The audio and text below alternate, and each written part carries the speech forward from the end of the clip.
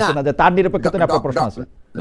Doctor ইউনূসের যে সমালোচনা বা তার ব্যাপারে আমাদের যে বক্তব্য, সেটা কিন্তু আমরা দলীয়ভাবে দিয়েছি। হ্যাঁ। সেটা তো আমরা বলেছি, আমাদের অবস্থান ব্যক্ত করেছি। এখানে তো আমরা কোনো কিছু বলছি না যে অমুকের প্রতি আমাদের ভালোবাসা আছে, অমুকের প্রতি আমাদের নাই। এটা তো আমরা বলছি না। কাজেই আমরা বলতে চাই যে প্রধান উপদেষ্টা তিনি যদি কোনো জায়গায় কি কোনো দিকে হেলে পড়েন, হুম। তাকে তো আমাদের বলার সুযোগ দিতে হবে। তার অর্থ এই না যে আমরা তার প্রতি অসন্তুষ্ট বা তার কার্যক্রমে আমরা মানে আমরা তার আমরা বিরুদ্ধে বিব্রত, বলছি, এটা মানে আমরা বলি না। জামাত ইসলামের অবস্থান হচ্ছে আমরা তার বিরুদ্ধে বলছি, কিন্তু তার বিপক্ষে আমরা অসন্তুষ্ট নই।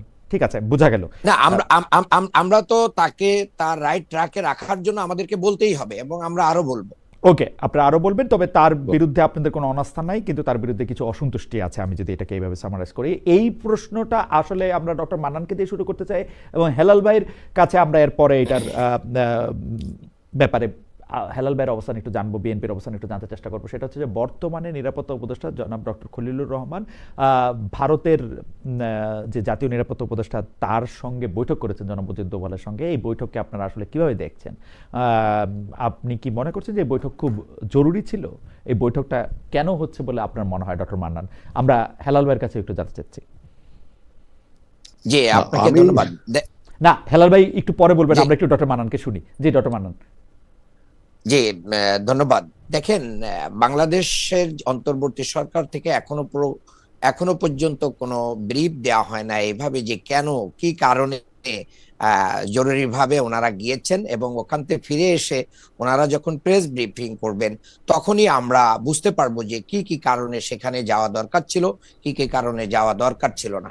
কাজেই পুরো বিষয়টা অস্পষ্ট থাকা অবস্থায় এখানে কোনো মতামত দেওয়াটা আমি যৌক্তিক মনে করি না। এই ব্যাপারে আমি একটু জনাব আজিজুল বারী হেলাল আপনার কাছ থেকে জানতে চাইবো যে আপনি বিষয়টাকে কিভাবে দেখছেন, যে বাংলাদেশের জাতীয় নিরাপত্তা উপদেষ্টা ভারতের জাতীয় নিরাপত্তা উপদেষ্টার সঙ্গে বৈঠক করতে দিল্লি গিয়েছেন, এবং সেই ক্ষেত্রে কি বিষয়গুলি নিয়ে আলোচনা হতে পারে বা কি নিয়ে আলোচনা হচ্ছে তা আপনি কি মনে করেন? কেন গিয়েছেন তিনি সেখানে? এইটা আমি দেখলাম যে আপনার কলম্বো সিকিউরিটি কনক্লেভ একটা অনুষ্ঠান, এটা নয়াদিল্লির ফরেন সার্ভিস একাডেমিতে হচ্ছে। আমি দেখলাম এটা একটা বৈঠক হচ্ছে দুই দেশের নিরাপত্তা উপদেষ্টা এবং আরো অন্য দেশেরও নিরাপত্তা উপদেষ্টারা মনে আছে সেখানে। আমি আজকে পত্রিকায় দেখলাম যে বলছে যে বাংলাদেশ তার আভ্যন্তরীণ নিরাপত্তা এবং আভ্যন্তরীণ ব্যাপারে অন্য কারো হস্তক্ষেপ কামনা করে না। তার মানে